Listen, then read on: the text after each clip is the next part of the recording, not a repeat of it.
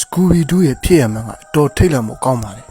1960ခုနှစ်မှာ Duba Scuba လို့ခေါ်တဲ့စမ်းကြယ်မှုတွေကိုလှည့်လည်ဖြည့်ရှင်းပေးတဲ့အဖွဲ့တစ်ဖွဲ့ဟာ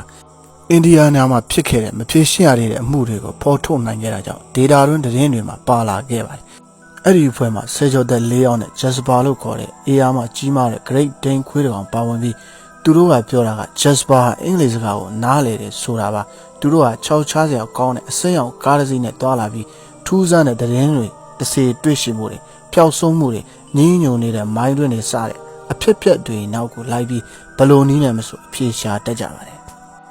ဒါပေမဲ့1964ခုနှစ်အောက်တိုဘာလမှာအမ်ဘာဖောလို့ခေါ်တဲ့မြို့တစ်မြို့မှာတကူကူမှားယွင်းမှုဖြစ်သွားခဲ့ပါတယ်သူတို့ကစွန့်ပစ်ထားတဲ့ပျော်ဝဲရှင်ဝဲဥယျာဉ်တစ်ခုနဲ့ဆက်ဆက်နေတဲ့လူပြောက်မှုတွေကိုစုံစမ်းနေချိန်မှာပါ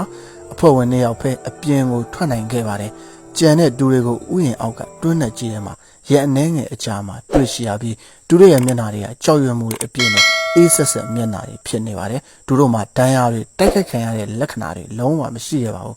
သူတို့ကအယူတစ်ပိုင်းဖြစ်သွားပြီးနောက်ပိုင်းမှာဘာစကားမှထပ်မပြောတော့ပါဘူးဂျက်စပါခွေးကိုတော့ဘယ်တော့မှမတွေ့ရတော့ပါဘူးဒါပေမဲ့ဒီအဖြစ်နဲ့ထိတ်လန့်စရာအကောင်းဆုံးအပိုင်းက1982ခုနှစ်မှာအမ်ဘာဖော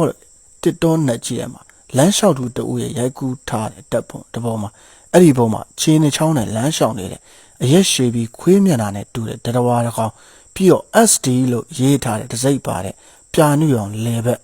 တက်ထားတာကိုတွေ့ရပါတယ် SD ဆိုတာကတော့ Scooby-Doo ရဲ့အရှိကောက်ဖြစ်ပါတယ်ပြီးတဲ့ကြီးတော့ဘလို့ထင်ပါတယ်လဲကွန်မန့်မှာရေးပေးသွားနိုင်ပါတယ်